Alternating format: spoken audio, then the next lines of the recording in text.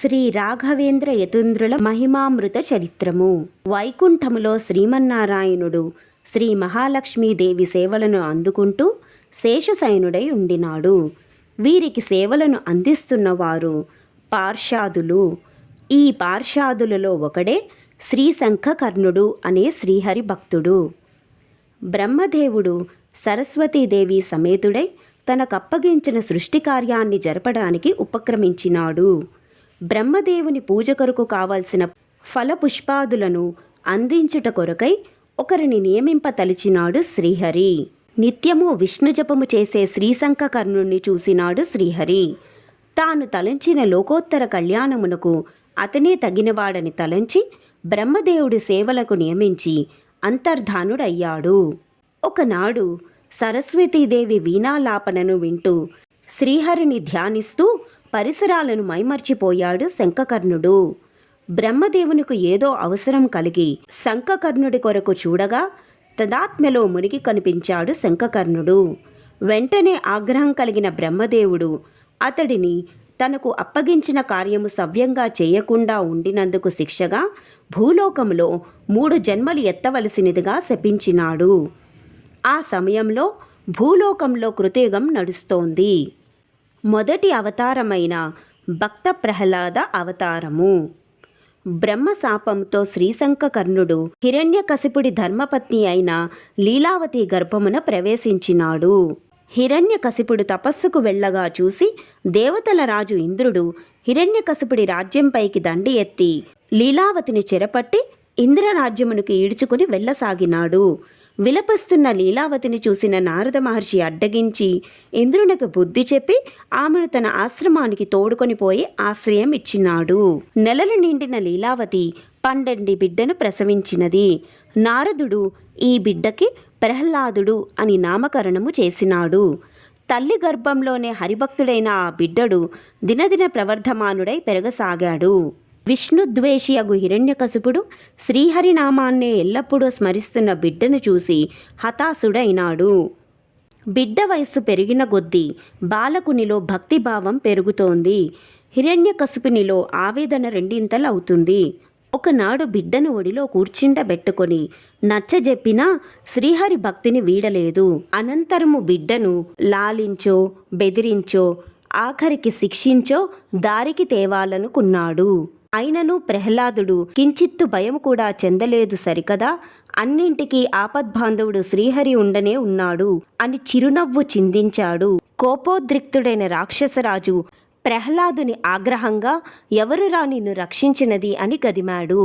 శ్రీహరియే అని అన్నాడు చిరునవ్వుతో. ఎక్కడరా వాడు అని ఆగ్రహంగా అడిగాడు. అంతట ప్రహ్లాదుడు ఎందెందు వెతికినా అందెందే గలడు అని జవాబు ఇచ్చాడు.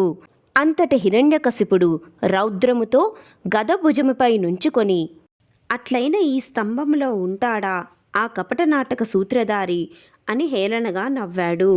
అంటూనే గదతో స్తంభమును మోదాడు. స్తంభం ఫెలఫెలామంటూ విరిగిపోయింది. స్తంభంలోంచి నరుని శరీరముతో సింహపు శిరస్సుతో దిక్కులు పిక్కటిల్లేలా గర్జన చేస్తూ శ్రీహరి నారసింహుని అవతారంలో బయలుపడ్డాడు. అంతటా ఆ స్వామి చేతిలో హిరణ్యకశిపుడి సద్గతిని పొందినాడు. దుష్ట శిక్షణ శిష్టరక్షణ జరిగింది. అటు పిమ్మట ప్రహ్లాదుడి పాలనలో ధర్మము తిరిగి 4 పాదాల మీద నడిచింది. భగవతాజ్ఞానుసారముగా ప్రహ్లాదుడు అనేక సంవత్సరములు రాజ్యాన్ని పాలించాడు. తుంగభద్రా నదీ తీరములో అనేక యజ్ఞాలు చేసినాడు. చివరికి విష్ణు సామ్రాజ్యాన్ని చేరుకున్నాడు. ఈ విధంగా శ్రీశంఖకర్ణుడి మొదటి అవతార సమాప్తి పూర్తి అయినది. రెండవ అవతారము శ్రీ వ్యాసరాయల అవతారము. సీతమ్మ రామాచార్యులను పుణ్య దంపతులకు గురుకృపచే జన్మించినారు శ్రీ వ్యాసరాయలవారు. ద్వైతపీఠమును అలంకరించిన వారు వ్యాసరాయలవారు. అనంతమైన జ్ఞానానికి నిర్మలమైన భక్తికి సంప్రీతుడైన శ్రీ గోపాలకృష్ణుడు తానే స్వయంగా ప్రత్యక్షమై వ్యాసరాయల వారితో మాట్లాడడమే కాక ఆయన ముందు నాట్యము చేసేవాడని తెలిపెదరు. శ్రీకృష్ణదేవరాయల వారు రాజ్యాన్ని పాలిస్తున్న సమయం అది.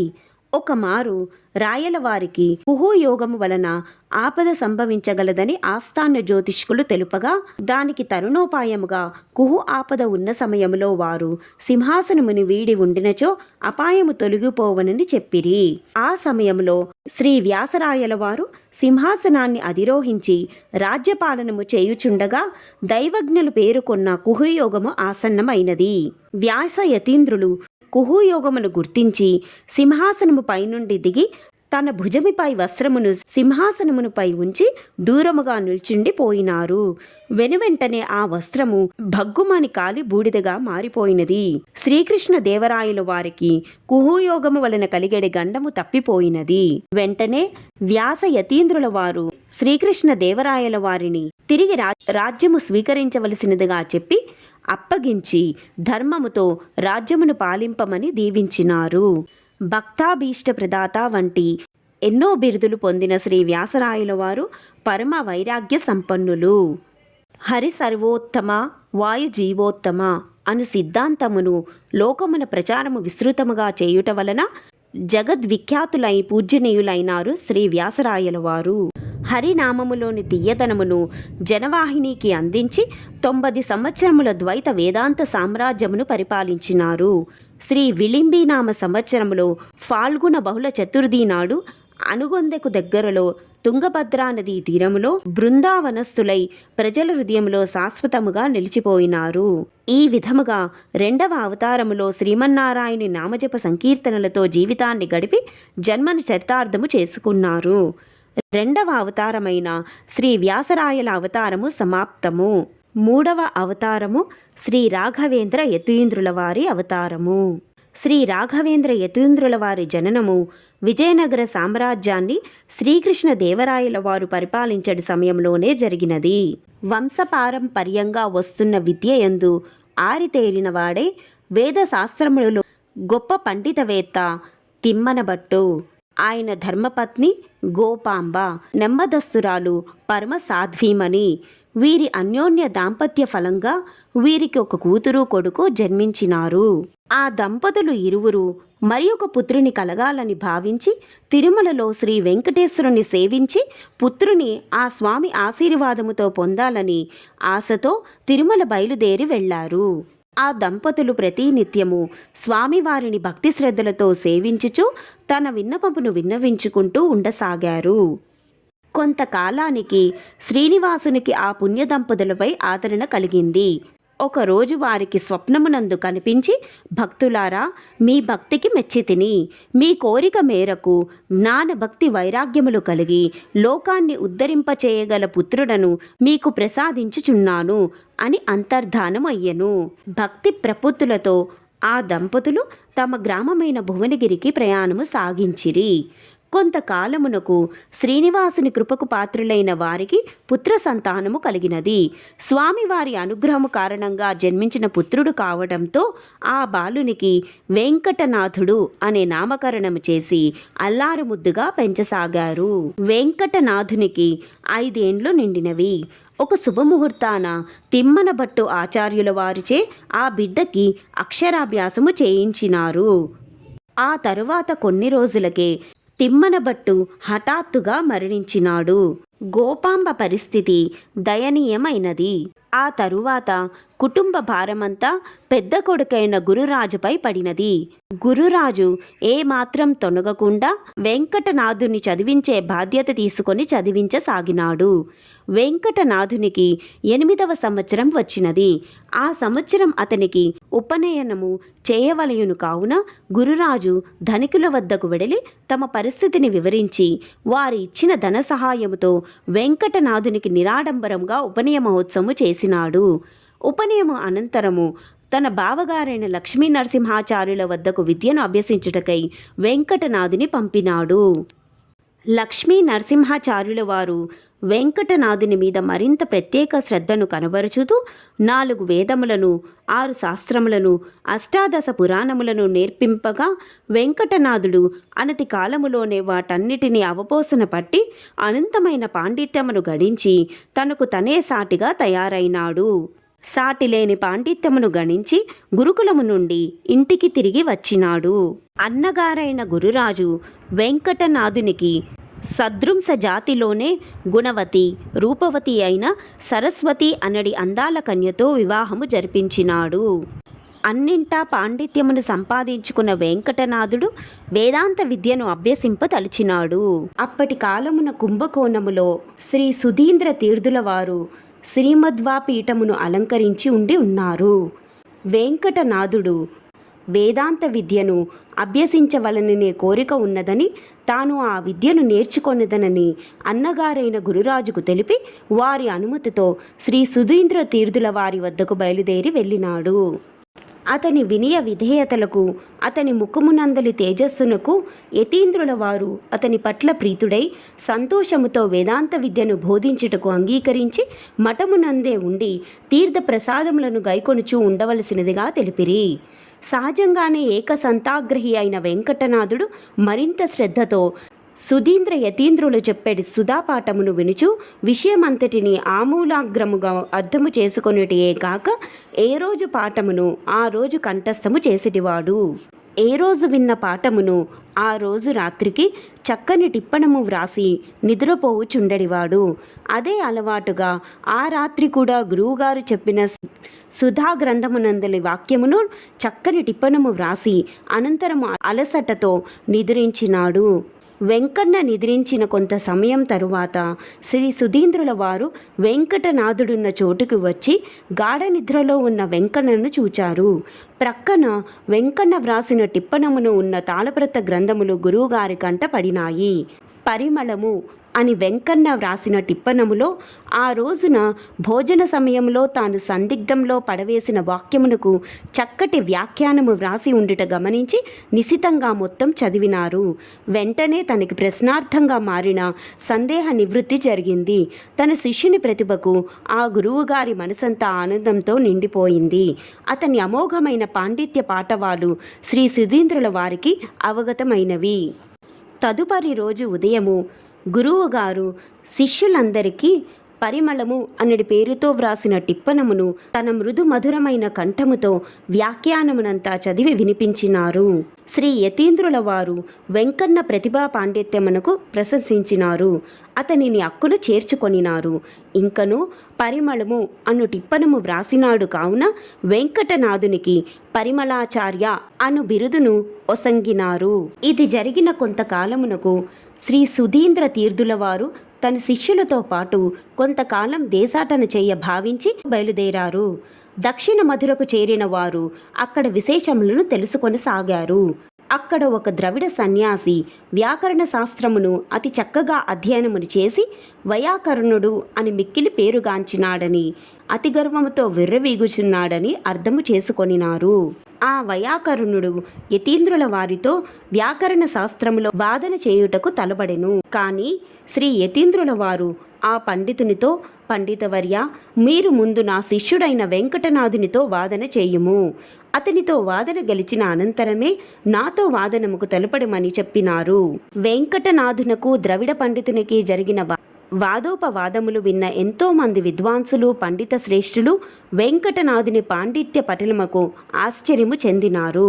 యతీంద్రుల వారు కూడా శిష్యుని విజయమునకు పరమానంద భరితులవడమే కాక ఆనందముతో వెంకన్నకు మహాభాషాచార్య అన్నడి బిరుదును ఇచ్చి ఆశీర్వదించినారు. అప్పటిలో తంజాపురమును పరిపాలించడి రఘునాథరాయలు వారు వీరి ప్రతిభా పాఠవాలను గూర్చి వినియున్నారు.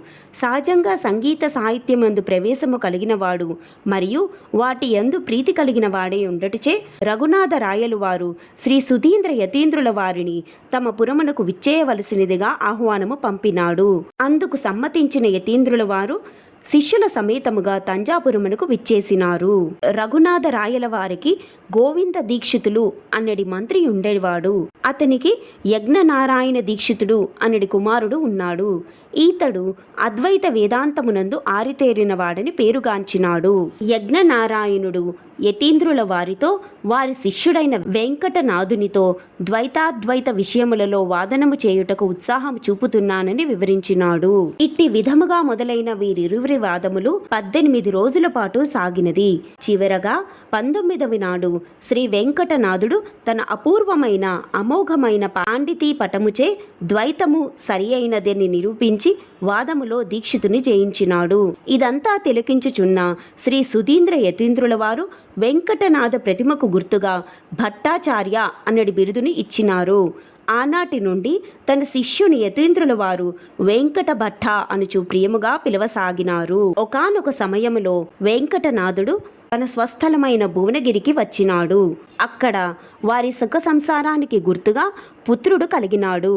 వెంకటనాథుడు ఆ బిడ్డకు లక్ష్మీనారాయణుడు అని నామకరణం చేసి అల్లారముద్దుగా పెంచుకొనసాగిరి. వెంకటనాథుని గూర్చి అతడి ప్రతిభ గూర్చి తెలిసిన ఎంతోమంది విద్యార్థులు విద్యార్జనమునకై వెంకటనాథుని వద్దకు సాగినారు. విద్యను అభ్యసించుటకై వచ్చిన శిష్యులకు గురువే అన్నం పెట్టి వసతి కల్పించడం జరిగేది. ఆ పద్ధతి కారణముగా వెంకటనాథునికి కుటుంబ పోషణ భారముతో పాటు శిష్యులను పోషించడి బాధ్యత కూడా స్వీకరించవలసి వచ్చినది.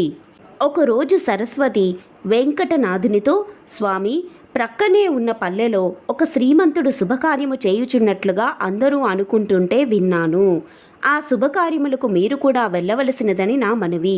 పండిత శ్రేష్ఠులైన మిమ్ములను ఆ శ్రీమంతుడు తప్పక గౌరవించి ధనమును సహాయము చేయగలడు అని చెప్పినది.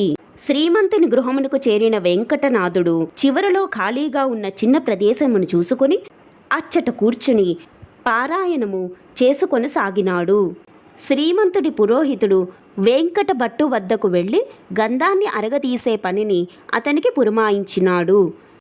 ఎటువంటి మాట మాట్లాడకుండా పారాయణ చేసుకుంటూ గంధాన్ని అరగతీసి గిన్నెలోకి తీశాడు. పురోహితుడు ఆ గంధాన్నే తీసుకుని వెళ్ళి అక్కడికి వచ్చిన బ్రాహ్మణులందరికీ వ్రాసినాడు.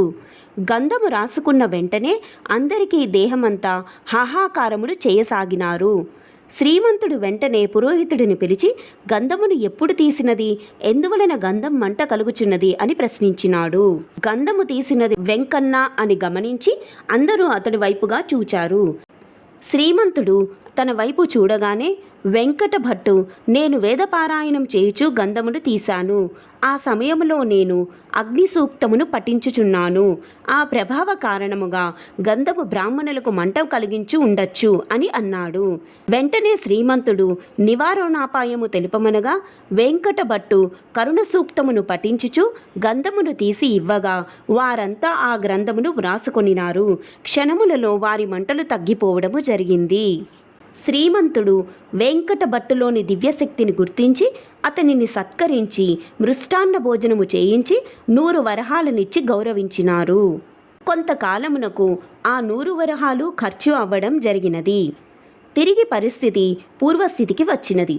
పుండు మీద కారం చల్లినట్లుగా ఒకనాడు ఇంటిలో దొంగలు పడి ఉన్న కొద్దిపాటి ఖరీదైన వస్తువులను దోచుకొని పోయినారు. గురువుగారి పరిస్థితిని చూస్తున్న శిష్యులంతా నెమ్మదిగా వెనుతిరిగారు.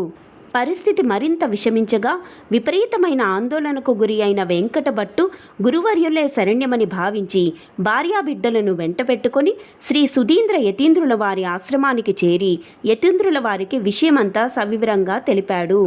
అంతట యతీంద్రులు ప్రియశిష్యుని దుస్థితికి నిట్టూర్చి అతనికి అభయముసంగి భార్యాబిడ్డలతో నీవు మఠమునందే ఉండుము అని పలికిరి. తరువాత మఠములోని శిష్యులకు పాఠములు చెప్పసాగినాడు. దాంతో పాటుగా విద్వద్గోష్ఠులలో పాల్గొనుచు కీర్తి ప్రతిష్టలను పెంచటమే గాక గురువుగారితో పాటు సర్వుల ఆదరాభిమానములకు పాత్రుడైనాడు. కొంతకాలము తరువాత హఠాత్తుగా శ్రీ సుధీంద్రుల వారికి అనారోగ్యము కలిగినది. ఆ పరిస్థితి ఎంతటికినీ తగ్గుముఖం పట్టడం జరగకపోవడంతో యతీంద్రుల వారు వెంకట భట్టుని పిలిచి, నీవు ఈ సంసారమందున్న భ్రాంతిని వదిలి సన్యాసమును స్వీకరించి లోకమునకు మంచి కలగజేయుము అని పలికిరి. గురువుగారి పలుకులను వినిన వెంకటభట్టు హతాశుడై ఉండిపోయినాడు. తిరిగి నెమ్మదైన స్వరముతో, గురువర్య, నేనేనాడు మీ మాటలను మితిమీరినది లేదు. మీ మాటలు నాకు శిరోధార్యములు.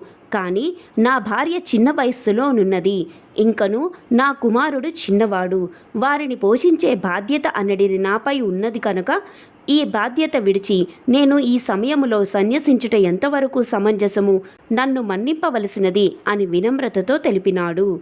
యతీంద్రుల వారు అందుకు సమ్మతించి వేరొక శిష్యునకు ఆశ్రమ బాధ్యత ఇచ్చి యదమేంద్ర తీర్థ అని ఆశ్రమ పేరు పెట్టిరి. కానీ ఎవ్వరూ తలంచని విధముగా శ్రీ సుధీంద్రుల వారి ఆరోగ్యము మెరుగవసాగింది. కొంతకాలము తరువాత శ్రీ మూలరామచంద్ర విగ్రహము మరికొన్ని విగ్రహములు తన వద్దనే ఉంచుకొని సన్యసించిన యదవేంద్రునికి మిగిలిన విగ్రహములకు ఇచ్చి దేశ సంచారము కొరకై పంపినారు. యాదవేంద్రుడు వెడలిన కొంతకాలానికి శ్రీ సుధీంద్ర యతీంద్రుల వారికి తిరిగి అనారోగ్యము మొదలై ఆరోగ్యము రోజురోజుకి క్షీణించసాగింది. శ్రీ మూలరామచంద్ర స్వామి పూజ మొదలు అన్ని పనులకు అంతరాయము కలగటంతో శ్రీ యతీంద్రుల వారు మానసికంగా దుఃఖానికి లోను కావడం జరగసాగింది.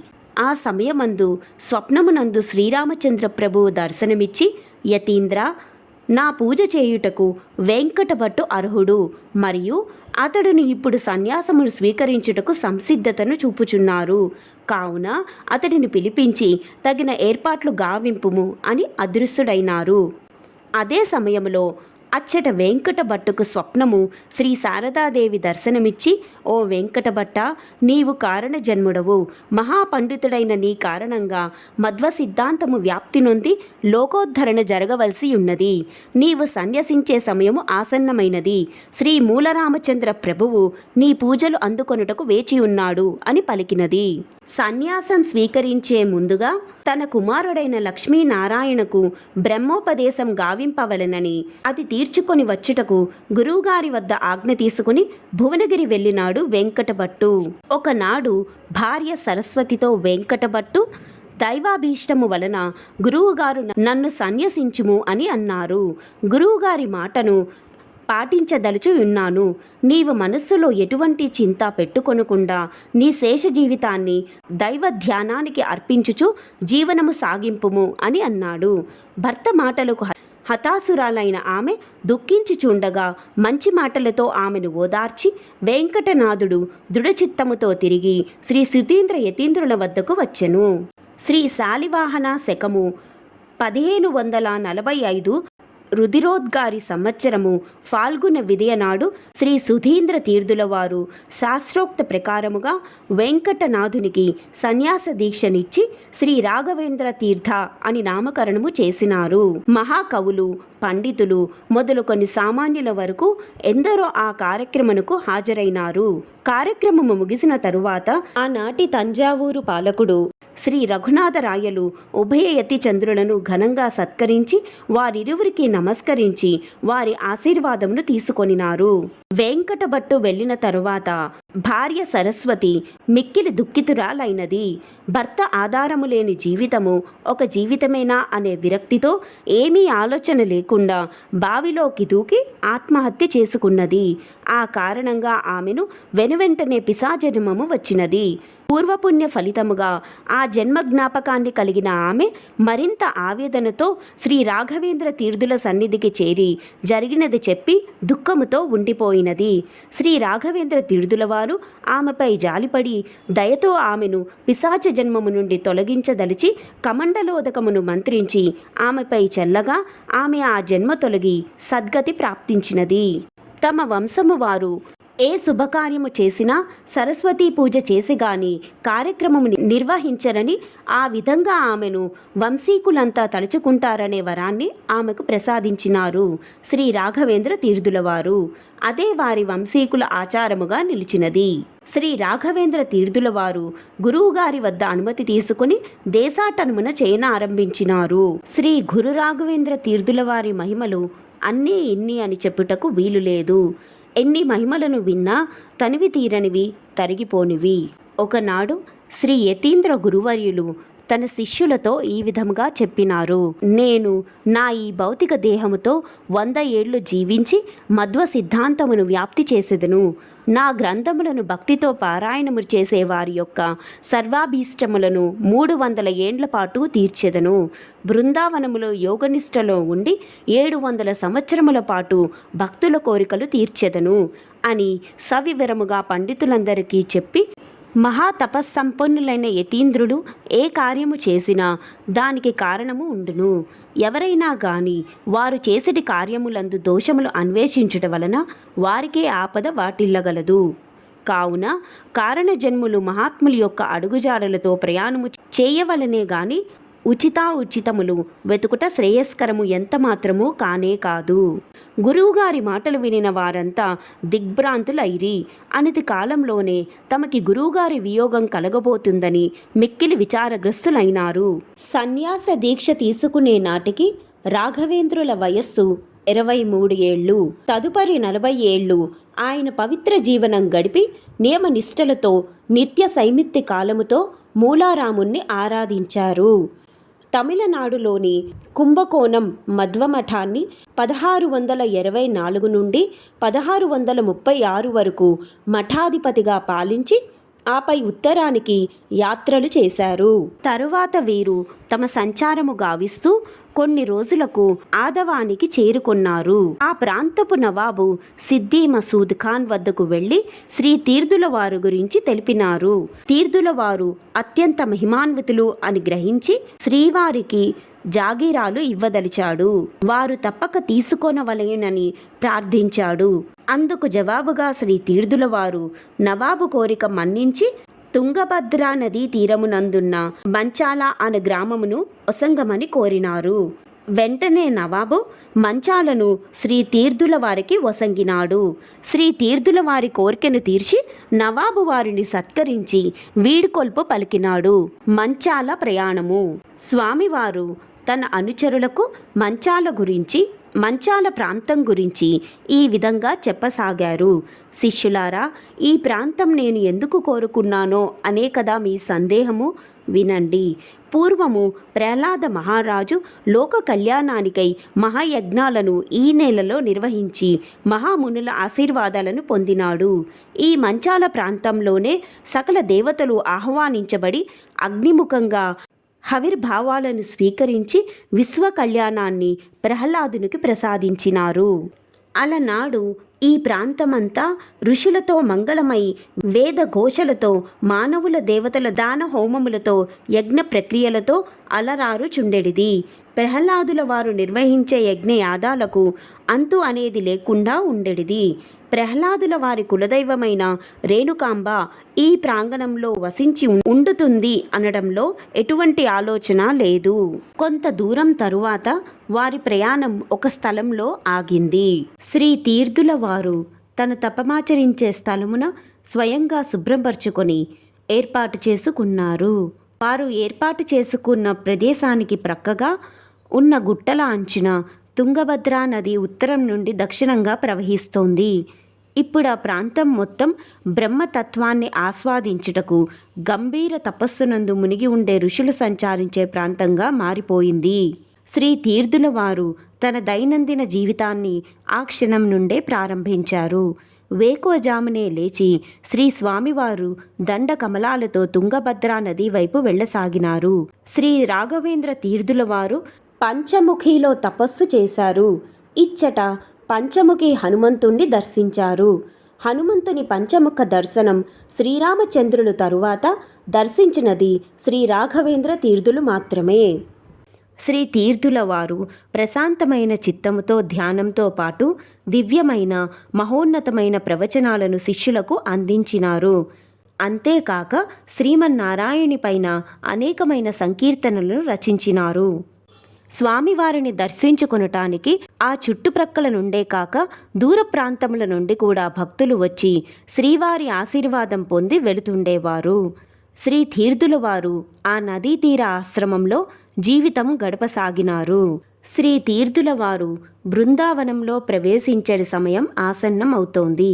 వెంకన్నాచార్యులకు సన్యాసాశ్రమము ఇచ్చి శ్రీ యోగేంద్ర తీర్థులనే ఆశ్రమనామాన్ని ఇచ్చినారు. అనంతరము శ్రీ గురుతీర్థుల వారు తమ తరువాత పీఠాధిపతిగా యోగేంద్ర తీర్థుల వారిని నిర్ణయించినారు. కాలం జరుగుతోండగా ఒకానొక రోజున శ్రీ తీర్థుల వారి అనుజ్ఞతో బృందావనానికి ఏర్పాట్లు ప్రారంభమైనవి. అదోని దివాను వెంకన్న 700 అత్యుత్తమైన లక్ష్మీనారాయణ సాలగ్రామాలను తెప్పించి సుందర బృందావనమును చేయించినారు. విషయం తెలుసుకున్న తీర్థుల వారు వెంకన్నను పిలిపించి, వెంకన్న, నీవేర్పరిచిన బృందావనము భవిష్యత్తులో మరి ఒక యతిపుంగవునకు ఉపయోగపడగలదు అని చెప్పి మాధవరము అనే పల్లెసీమలో ఒక ప్రదేశం యొక్క గుర్తులు చెప్పారు. తరువాత నీవు ఆ ప్రాంతంలోనున్న పెద్ద బండరాయిని తెప్పించి దానితో బృందావనము చేయించు అని అన్నారు. ఆ రాయి యొక్క ప్రాముఖ్యత అడగగా శ్రీ గురుతీర్థుల వారు చిరునగువతో, వెంకన్న, త్రేతాయుగమున శ్రీరామచంద్ర ప్రభువు తండ్రి ఆజ్ఞతో వనవాసము చేయు సమయంలో ఈ బండరాతిపై 7 ఘడియల సమయం పాటు కూర్చుని తన అలసటిని తీర్చుకొనినాడు. దైవాంశ సంభూతుడైన ఆ మహాపురుషుని పాదస్పర్శతో ఆ రాయి ఎంతో పుణ్యం చేసుకున్నది. ఆ ప్రభావంతో 700 సంవత్సరాల పాటు పూజలందుకొనవలసి ఉన్నది. కావున నేనా రాతితో బృందావనము చేయించమని నీకు చెప్పి తిని అని కారణమునకు సూక్ష్మంగా వివరించినారు. అనేక వేల మంది గురువుగారి భక్తులు అనేక ప్రాంతముల నుండి వచ్చారు. శాలివాహన శకం 1671 సంవత్సరం విరోధి కృతనామ సంవత్సరం శ్రావణ కృష్ణ బహుళ తిథియ గురువారము నాడు శ్రీ రాఘవేంద్ర తీర్థుల వారు సజీవముగా బృందావనము ప్రవేశించిరి. శ్రీ రాఘవేంద్ర స్వామి నిత్య నైమిత్తికాలు పూర్తి చేసుకొని శుచి అయి చేతిలో వీణను పట్టుకొని సమాధిలో ప్రవేశించారు. శ్వాసను నిలిపివేసి మనోలయం చేశారు. శ్రీ గురుతీర్థుల వారి ఆదేశం ప్రకారముగానే బృందావనమునందు 700 సాలగ్రామముల నుంచి పైన బండతో కప్పినారు. బృందావనము చేయగా మిగిలిన రాయితో శ్రీ ఆంజనేయ స్వామి వారి విగ్రహమును నిర్మించి శ్రీవారి బృందావనమునకు ఎదురుగా ప్రతిష్ఠించిరి. అప్పటి నుండి ప్రస్తుతం కాలం వరకు శ్రీ ఆంజనేయ స్వామి వారికి శ్రీ రాఘవేంద్రుల బృందావనమునకు వేదోక్తమైన పద్ధతిలో పూజాధికములు నిర్వర్తించుచున్నారు. శ్రీ తీర్థుల వారి శిష్యులలో అప్పన్నాచార్యుడు అనే అనుచరుడు అతి ముఖ్యుడు. శ్రీవారి బృందావన సమయమునకు అతడు రాలేకపోయాడు. ఆ దుఃఖముతోనే భక్తి పొంగి పొరలి శ్రీ రాఘవేంద్ర గురువుల వారిని స్తుతించుటూ స్తోత్రము చేసినాడు. శ్రీ గురు రాఘవేంద్రులు వారు బృందావనము నుండి సాక్షి హయస్యోత్రహి అని పలికి స్తోత్రమును పూర్తి చేసినారు. అప్పన్నాచార్యుల వారిచే ఆసువుగా దుఃఖమునందు వచ్చి స్తోత్రమునే దివ్యమైన శ్రీ రాఘవేంద్ర స్తోత్రముగా పండిత పామరుల చేత భక్తి శ్రద్ధలతో పఠించబడుచున్నది. ఈ స్తోత్రము 108 సార్లు పారాయణము చేసిన సర్వాభీష్టములు నెరవేరుటయే ఎటువంటి అరిష్టములైనా తొలగిపోవునని ఆనాటి నుండి ఈనాటి వరకు భక్తులు నమ్ముతారు. శ్రీ రాఘవేంద్ర గురు స్తోత్రమును రచించిన శ్రీ అప్పన్నాచార్యులు వారే గురు ఆశీర్వాదముతో శ్రీ రాఘవేంద్ర మంగళాష్టకమును కూడా రచించి భక్తులకు మహోపకారమును చేసినారు. మంచాల శ్రీ రాఘవేంద్ర యతీంద్రుల వారి బృందావనంతో అతి పవిత్రమైపోయినది. అక్కడి నేలలో, గాలిలో, నీటిలో అనంత కరుణా ప్రవాహం ఇమిడిపోయింది. ఆ వాతావరణము అంతా ఒక విధమైన భక్తితో, శక్తితో నిండిపోయి గంభీరమైన, ప్రశాంతమైన వాతావరణాన్ని పొందినది. శ్రీ తీర్థుల వారి బృందావన ప్రవేశము అత్యంత పవిత్రమైన, శక్తివంతమైన, మహిమాన్వితమైనదిగా ప్రసిద్ధిగాంచినది. ఆ నేలపై కాలు మోపిన భక్తుడి కష్టాలు నిశీదిలోకి నక్షత్రాల్లా మాయమైపోతాయి. ఇక్కడ నదీ స్నానం వలన హృదయంలో పేరుకుపోయిన పాపం బట్టకి అంటిన మట్టి వలె నీటిలో కలిసిపోతుంది. ఆ ప్రాంతంలో సమయమును గడిపి శ్రీ రాఘవేంద్రుల దివ్య చరిత్రను పారాయణం చేస్తూ స్వామివారిని ధ్యానించే వారికి వారి సమస్యలన్నీ మబ్బులు తొలగిపోయినట్లు తొలగిపోతాయి. ఇటువంటి మహానీయుని గాథను భక్తి శ్రద్ధలతో పారాయణ చేసిన వారికి, వినిన వారికి కష్టాలు తొలగుతాయి. శ్రీ గురు రాఘవేంద్రుల వారిని స్తోత్రము చేసిన ప్రదేశములలో మానవ కళ్యాణము జరుగుతుంది. శ్రీ రాఘవేంద్ర తీర్థుల వారు సజీవముగా బృందావనము చేసిన మంచాల ప్రాంతమే మంత్రాలయ క్షేత్రంగా ప్రసిద్ధిగాంచినది. ప్రస్తుత కాలానికి 300 సంవత్సరముల క్రిందట జరిగినది. అప్పటి నుండి ఇప్పటి వరకు శ్రీ స్వామివారు బృందావనం నందు యోగ సమాధి నుండే భక్తజనుల బాధలను వినుచు వారి అభీష్టములను తీర్చుచు కల్పవృక్ష కామధేను బిరుదు విరాజితులై ఉండినారు. గురు రాఘవేంద్రార్పణమస్తు. శ్రీ గురు రాఘవేంద్రాయ నమః.